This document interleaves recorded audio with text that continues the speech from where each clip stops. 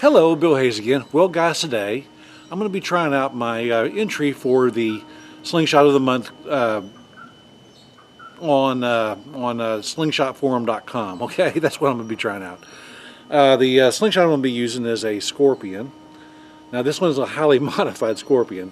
It has an adjustable arm on it so that I can dial in my exact width that I need it to be.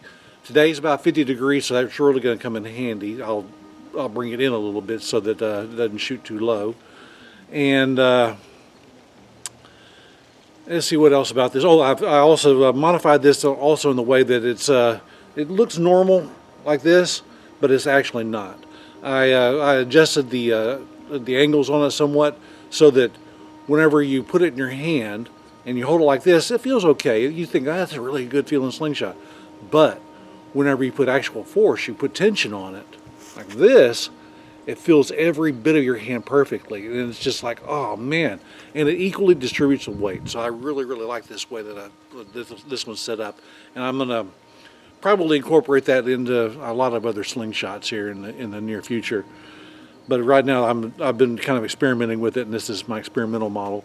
Normally I don't shoot a slingshot this fancy. I try to stay a little bit more working man clothes, you might say. In fact, the slingshot I normally shoot, I've been doing for here lately, is this one, which is the same concept, except this one's a lot thinner, and it's I can stick it in my pocket and take it with me somewhere. And so this one is more like this. This one is more of a slingshot like you would use in a tournament or something like that, or if you're just trying to show off to your friends. I've done stuff like on here. I put like a little skulls where the holes are, where the screws go through to hold the attachments on there. I put like a little delta on here on the brackets so that they're like this. I put stuff like this right here, which I don't normally do on my slingshots that I shoot. I put a nice file work on there so that it's all file worked and fettered just beautifully. And then of course I put my master signature on there with that liner. But anyway, yeah, so this whole thing, it fits in your hand like that perfectly, and it's adjustable. So what we got here is, to test it out, down there I've got a piece of paper, a target, and then to the left of that I've got a match. Okay, so what I'm going to do is I'm going to sight this thing in on the target first there. I'm not going to take the time to adjust the arm up and down because we're doing a video and plus I forgot I forgot my Allen key, so it's not with me. But anyway, so what I'll do is I'll see where the shots are going, then I'll try to adjust my aim to the point of impact instead of just adjusting the arm all the way. But it should be pretty close because on my everyday carry one, these are pretty much dead on exactly. So the elevation should be perfect. Okay, what I'm going to be shooting is a .75 with some 36 caliber lead. All right, checking it out, shooting at the paper. The goal, of course, as always, is to put it in the center. So I'm going to line it up dead on center first and see where we are from there. All right.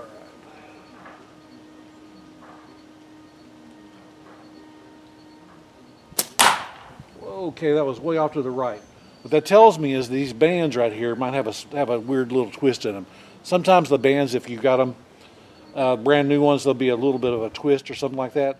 When I did this, when I lined this up to my eye, I lined it up to where the band is dead center on all the skulls, okay?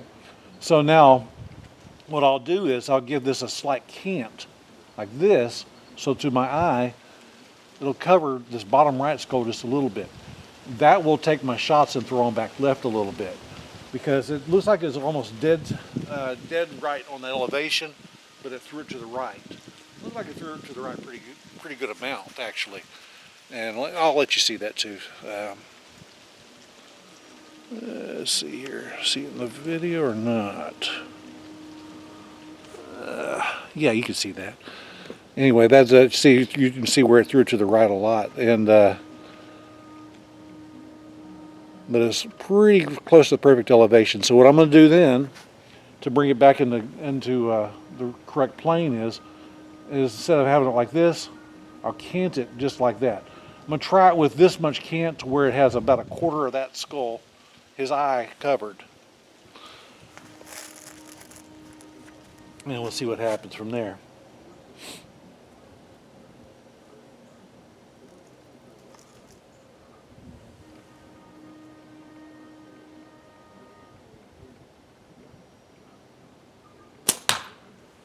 Now through a hair left. So what I'll do is I just slightly back the other way.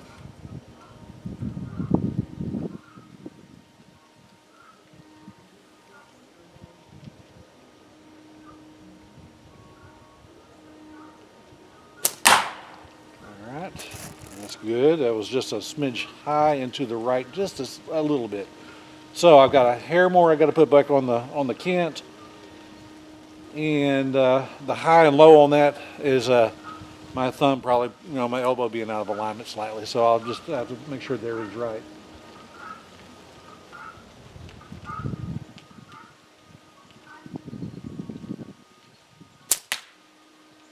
Okay, that looked pretty good right there. I like that one. And can you see one there?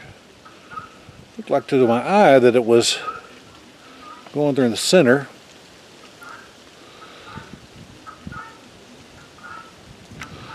The camera is very hard to tell.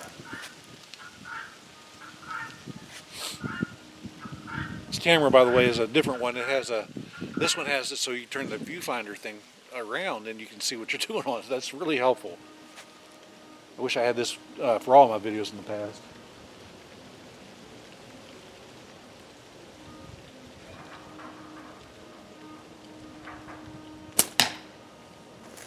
Alright, that looks pretty good. I'm going to do one more and try to put it absolutely dead center. And that should be enough sighting. And then I'm going to go ahead and hit that match and see if we can light her up.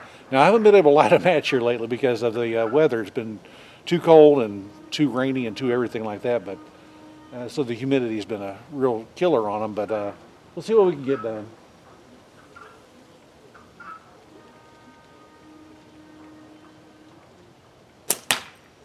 Yeah, that was that much off of dead center, smidge low. All right, now match.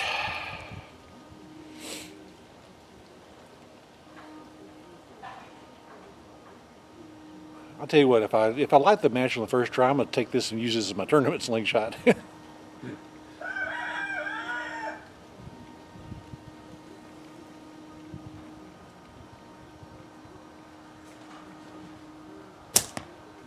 Well, that was just tiny bit low. All right, about as low as that one that's on the dead center, but a smidge low. Okay. Same goes for this shot. If I light it, tournament slingshot.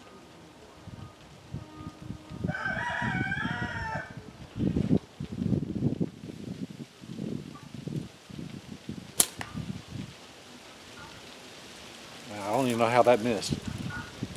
To my eye, it looked like it passed through the match. Okay.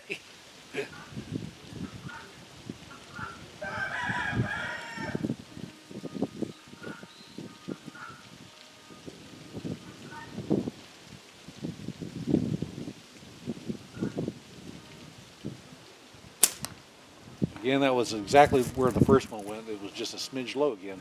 All right, so I'm going to have to bring it up just a hitch, just a little tiny bit.